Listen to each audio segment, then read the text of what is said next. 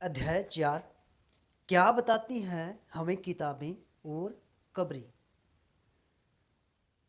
दुनिया के प्राचीनतम ग्रंथों में एक है। भारत के जो वेद हैं ये क्या है, एक धर्म ग्रंथ है। क्या है? धर्म ग्रंथ। जैसे वेद, पुराण, उपनिषद, वेदांग, ये सभी धर्म ग्रंथ हैं। और जब सबसे पुराने हैं वो वेद हैं। शायद तुमने वेदों के बारे में सुना होगा। वेद 4 हैं: ऋग्वेद, सामवेद, यजुर्वेद और अथर्ववेद। ऋग्वेद सबसे पुराना वेद है।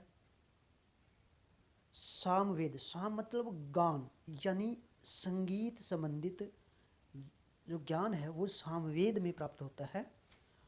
यजुर्वेद में यज्ञ संबंधी जो गायन विधि है, यानी यज्ञ में जो मंत्र वगैरह का उच्चारण होता है वो यजुर्वेद में मिलता है।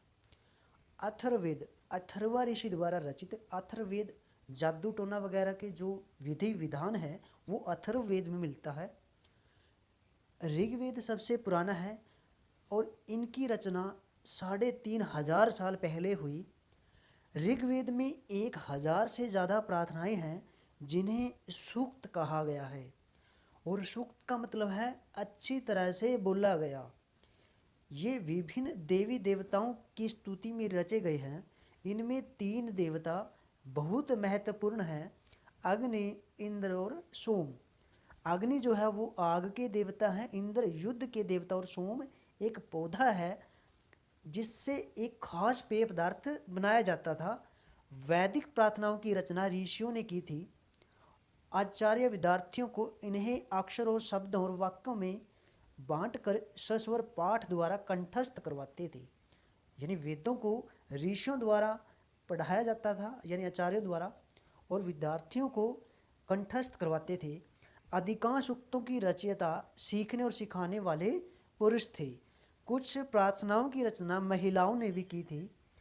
ऋग्वेद की जो मूल भाषा थी वो वैदिक संस्कृत कहलाती है। तुम स्कूल में जो संस्कृत पढ़ती हो उससे यह भाषा थोड़ी भिन्न है। संस्कृत और अन्य भाषाएं। संस्कृत भाषा यूरोपीय, यानी भारत यूरोपीय भाषा परिवार का हिस्सा है।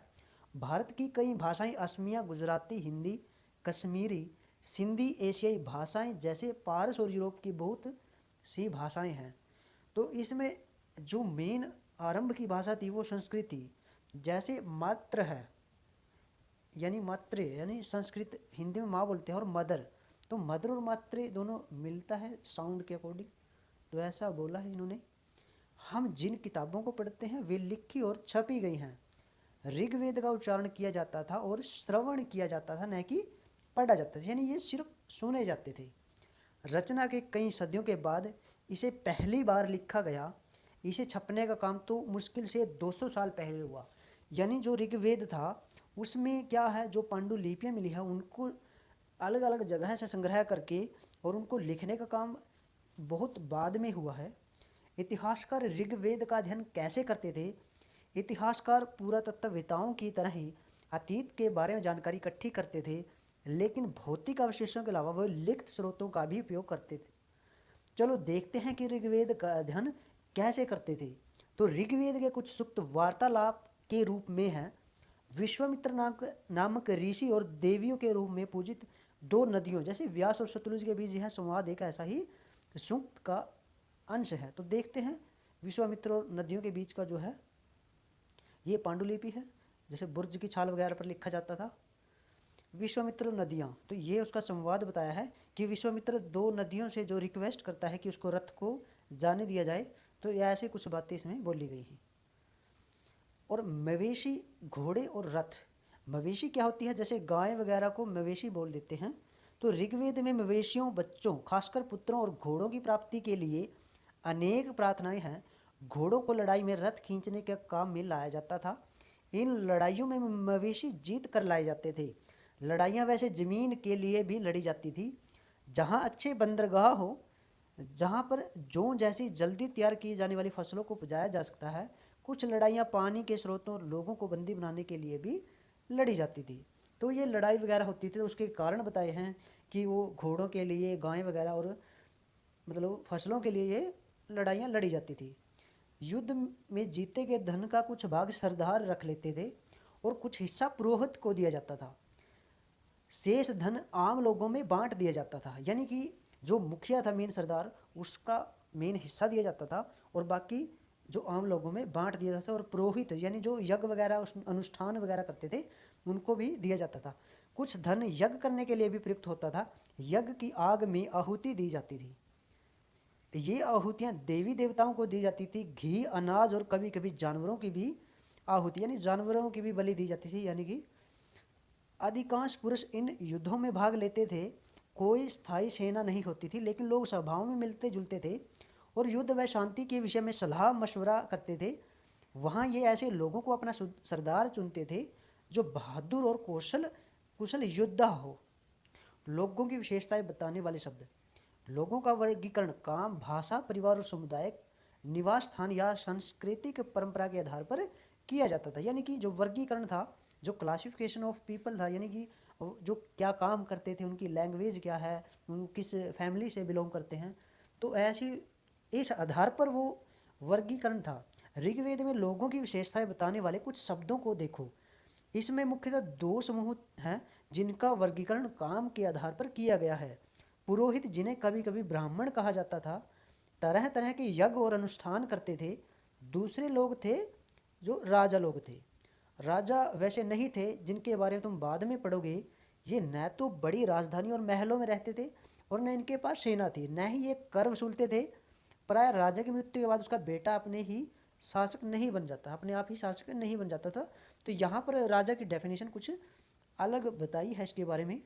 तो जनता या पूरे समुदाय को दो शब्दों का इस्तेमाल होता था। एक था जन, जिसका प्रयोग हिंदी व अन्य भाषाओं में आज भी होता है, यानी जन सामान्य लोग थे जो। दूसरा था विष या वैश्य शब्द निकला है, वैश्य शब्द से निकला है विष। ऋग्वेद में विष और जनों के नाम मिलते हैं, इसलिए हमें पुरु जन या विष, भारत जन या विष, यानी यदु जन या विष जैसे कई उल्लेख मिलते हैं। तो इसमें बेसिकली जो ऋग्वेद में मिले हैं वो विष और जनों के नाम मिले हैं। और इसमें एक तो है पुरुजन जिसे विष बोला गया है और दूसरा है भारत जन यानी कि विष बोला गया है। और यदु का भी इसमें वर्णन है। जिन लोगों ने इन प्रार्थनाओं की रचना की वे कभी कभी खुद को आर्य कहते थे तथा अपने विरोधियों को दास या दस्यु कहते थे। दस्यु वे लोग थे जो यज्ञ नहीं करते थे और शायद दूसरी भाषाएं यानी लैंग्वेज वगैरह दूसरी बोलते थे, उनको ये दास वगैरह कहते थे जो आर्य थे। बाद के समय में दास यानी दासी शब्द का मतलब यानी कि दास था जैसे वैसे ही दासी था, इसका मतलब बाद में इसका मतलब निकाला गया गुलाम।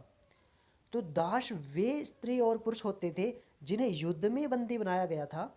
उन्हें अपने मालिक की जायदाद माना जाता था। जो भी काम मालिक चाहते थे उन्हें वह सब करना पड़ता था। जिस युग में उपमहाद्वीप के उत्तर पश्चिम में ऋग्वेद की रचना हो रही थी उस समय दूसरी जगहों पर एक अलग तरह का विकास हो रहा था। देखो क्या वहाँ क्या हो रहा था। तो जैसे इनाम गांव है, महाराष्ट्र में है ये गांव। यहाँ ऐसी कब्रें मिली हैं जहाँ पर एक इस टाइप में कब्रें मिली है और इसके चारों ओर क्या है, एक पत्थर टाइप से लगा दिए गए हैं। तो ये बड़ी बड़ी चुनाई सी की गई है। तो ये कब्रें थी। तो कहानी महापाषाणों की यानी कि बड़े पत्थरों के बारे में पढ़ेंगे। ये शिलाखंड महापाषाण यानी कि बड़ा पाषाण या पत्थर नाम से जाने जाते थे। ये पत्थर दफन करने की जगह पर लोगों द्वारा बड़े करीने से लगाए गए थे। महापाषाण कब्रें बनाने की प्रथा लगभग 3000 साल पहले शुरू हुई थी। तो 3000 साल के आसपास से ये बनना शुरू हुई थी महापाषाण जो कब्रें थी। यह प्रथा दक्कन यानी कि दक्षिण भारत, उत्तरी पूर्वी भारत और कश्मीर में प्रचलित थी। आगे चित्र में देखेंगे हम। और कुछ महापाषाण ज़मीन के भीतर भी होते थे। तो ये जो महापाषाण है ये ऐसी टाइप होते थे। यहाँ इसमें आदमी दफनाया जाता था, व्यक्ति कोई भी, और उसके साथ साजो सामान था वो भी उसका साथ में दफनाया जाता था। कई बार पुरातत्वविदों को गोलाकार सजाए हुए पत्थर मिलते हैं, कई बार अकेला खड़ा हुआ पत्थर मिलता है। ये ही एकमात्र प्रमाण है जो जमीन के नीचे कब्रों को दर्शाते हैं। इन सब कब्रों में कुछ समानताएं हैं। सामान्यतः मृतकों की को खास के किस्म के मिट्टी के बर्तनों के साथ दफनाया जाता था, जिन्हें काले लाल मिट्टी के बर्तन यानी ब्लैक एंड रेड वेयर के नाम से जाना जाता था। इनके साथ ही मिले हैं लोहे के औजार, हथियार, घोड़ों के कंकाल सामान तथा पत्थर और सोने के गहने। तो ये लोहे का शब्द मेरे हिसाब से नहीं होना चाहिए, बाकी एनसीईआरटी है। लोगों की सामाजिक असमानताओं के बारे में पता करना। पुरातत्वविद यह मानते हैं कि कंकाल के साथ पाई गई चीज़ें मरे हुए व्यक्ति की ही रही होंगी। कभी कभी एक कब्र की तुलना में दूसरी कब्र में ज़्यादा चीज़ें मिली हैं, जैसे ब्रह्मगिरी वगैरह हो गया। यहाँ एक व्यक्ति की कब्र में 33 गोल्ड के मनके और शंख पाए गए हैं। दूसरे कंकालों के पास सिर्फ एक मिट्टी के बर्तन ही पाए गए हैं। यह दफनाए गए लोगों की सामाजिक स्थिति में भिन्नता को दर्शाता है। कुछ लोग अमीर थे तो कुछ लोग गरीब, कुछ सरदार थे तो दूसरे अनुयायी लोग थे। क्या कुछ कब्रें खास परिवारों के लिए थी? तो ये हाँ, कुछ ऐसा ही लगता है कि कब्रें देख के। तो कभी कभी महापाषाणों में एक से अधिक कंकाल मिले हैं। ये यह दर्शाते हैं कि शायद एक ही परिवार के लोगों को एक ही स्थान पर अलग अलग समय पर दफनाया गया था। बाद में मरने वाले लोगों को पोर्ट होल के रास्ते से कब्रों में लाकर दफनाया जाता था। यानी कि एक रास्ता सा बना देते, जैसे एक कब्र बना दी तो ये रास्ता है, इसके रास्ते में लाकर दफनाया जाता था बाद में जो मरते थे लोग उस परिवार के। तो ऐसे स्थान पर गोलाकार लगाए गए पत्थरों या चट्टान चिन्हों के का काम करते थे। यहाँ लोग आवश्यकता अनुसार शवों को दफनाने दोबारा आ सकते थे। इनाम गांव के विशिष्ट व्यक्ति की कब्र। इनाम गांव यानी महाराष्ट्र में है, जो भीमा की सहायक नदी घोड़ के किनारे की जगह है। इस जगह पर 3600 से 2700 साल पहले लोग रहते थे। यहाँ वयस्क लोगों के प्रायः गड्ढे में सीधा लटका कर दफनाया जाता था। उनका सिर उत्तर की तरफ होता था। तो ये क्वेश्चन बन जाता है कि सिर कौन सी दिशा में होता था? तो उत्तर दिशा में होता था। कई बार इन्हें घर के अंदर ही दफनाया जाता था। ऐसे बर्तन जिनमें शायद खाना और पानी हो, दफनाए गए सबके पास रखे दिए जाते थे। एक आदमी 5 कमरों वाले मकान के आंगन में 4 पैरों वाले मिट्टी के एक बड़े संदूक में दफनाया गया था। बस्ती के बीच में बसा यह घर गांव के सबसे बड़े घरों में था। इस घर में एक अनाज का गोदाम भी था। सबके पैर मुड़े हुए थे। तो ये कंकालों का अध्ययन क्या बताता है कि वो कैसे कंकाल रहे होंगे, और उसमें स्त्री और पुरुष का भी अलग अलग तरह से वो पहचान करते थे, यानी कि साइज के हिसाब से या कोई अन्य एस्टिमेट लगाते थे।